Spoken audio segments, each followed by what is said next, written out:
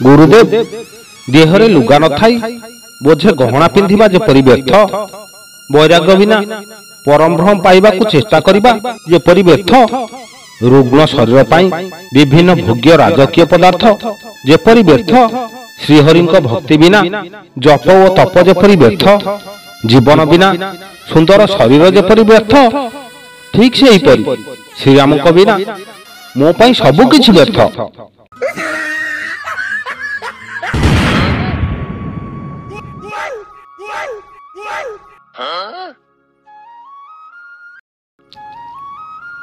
से दिन थाए भारी आनंदर दिन। अयोध्या नगरी आलोकमालारे सुशोभित होता है। नगरीर सबु नर नारी निज निज घरे प्रदीप जलाई श्रीरामक राजा हेबा खुशी को शतगुण बढ़ाई दे थांती। नगरीर ठाबे ठाबे नाच गीतर आयोजन होता है। अयोध्यार प्रजा मानक आनंद कहिले न सरे। कहीं ना तांकर अति प्रिय राजकुमार श्रीराम राति पाहिले राजा हेबे, हेले तांकर खुशी आ बेसी समय रहिला नहीं। मंथरार कुमंत्रणार पड़ी महाराणी कैकेयी महाराज दशरथ को शपथ कराई तांकर दुईटी वर मागी नेले। सेही वर दुईटी अतीतरे राजा दशरथ रानी कैकेयी उपरे खुशी होई देइथिले, किंतु रानी सेतेबेले से वर राजा ठारू नै नथिले। कहिले महाराज ये दुईटी वर मोर आपणक उपरे रहिला, मोर जेतेबेले आवश्यक पड़िबो मु आपणक ठारू मागी नै जिबी। सेही दुईटी वर सी एबे राजा ठारू मागी नेले। प्रथमटी हला रामचंद्र 14 वर्ष वनवास जिबे ओ द्वितीयटी होउची मो पुओ भरत राजा होई राज्य शासन करिवो। ये कथा सुनिबा परे राजा भे भे होई कांदिबा को लागिले। तांको मुंडो उपरे दुखर जमिति पहाड़ छिड़ी पड़िला। शेषरे मर्यादा पुरुषोत्तम श्रीराम पितृसत्य पालन करने को जाई गोटे तपस्वीर वेश धारण करी 14 वर्ष पाई वन को बाहरी गले। साथीर अनुज लक्ष्मण ओ माता सीता मध्य गले। सेतेबेले भरत थांती तांको मामू घरे। श्रीराम वन को जिबा परे राजा दशरथ राम सीता ओ लक्ष्मण को झुरी झुरी मृत्युवरण कले। दशरथ मृत्यु पर कुलगुरु वशिष्ठ भरत और शत्रुघ्न पाखक वार्ता पठाइले।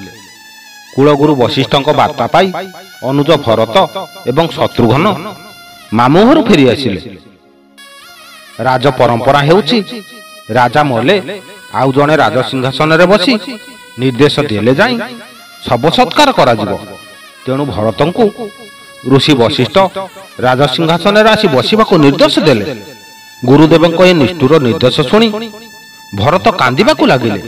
व्यस्त और विव्रत रे ताको हृदय फाटी पड़ुथाए। विनीत स्वर रे कहिले, हे गुरुदेव, जेउ श्रीराम स्वयं भगवान को अवतार जहांकर इंगित रे सृष्टि आत्मजात हुए, जेउ प्रभु ये विश्वर स्रष्टा पालन करता तांकर चरण दर्शन बिना ये विशाल अयोध्या रे राजा हेबा की मूल्य अछि। मु तो तांकर दासानुदास, से मोर प्रभु। से जेउठी थांतु ना काहींकी से धर्मशील व्यक्ति ही अयोध्यार राजा हेबा उचित। गुरुदेव एक कथा मन रखंतु, आपण ओ अयोध्यावासी बलपूर्वक जेउ दिन मते बाध्य करी राजा करिदेबे से दिन बोधे ए पृथ्वी माता रसातलगामी होई जिवो। श्रीराम ओ माता सीता देवी को चरण दर्शन बिना ए राजत्वर की मूल्य? यह तो शोकर समाज मात्र। गुरुदेव देहरे लुगा न थाई बोझे गहना पिंधिबा जेपरि व्यर्थ, वैराग्य बिना परम भ्रम पाइबा को चेष्टा करिबा जेपरि व्यर्थ, रुग्ण शरीर पाई विभिन्न भोग्य राजकीय पदार्थ जेपरि व्यर्थ, श्रीहरिंक भक्ति बिना जप ओ तप जेपरि व्यर्थ, जीवन बिना सुंदर शरीर जेपरि व्यर्थ, ठीक से श्रीराम बिना मो पाई सबु किछि व्यर्थ। श्रीराम विमुख होई मु ए धरारे बंची पारिबेनि। गुरुदेव मते आपण माने क्षमा करंतु। बंधु भिडियोटी जदि भल लगी थाए वीडियो गोटे लाइक कर दियंतु एवं चैनल को जदि नुआ आसी थांती ताहले चैनल को सब्सक्राइब करी बेल आइकन को दबाई दियंतु एवं कमेंट बॉक्स रे जय जगन्नाथ बोली लिखंतु। जय जगन्नाथ। नमस्कार।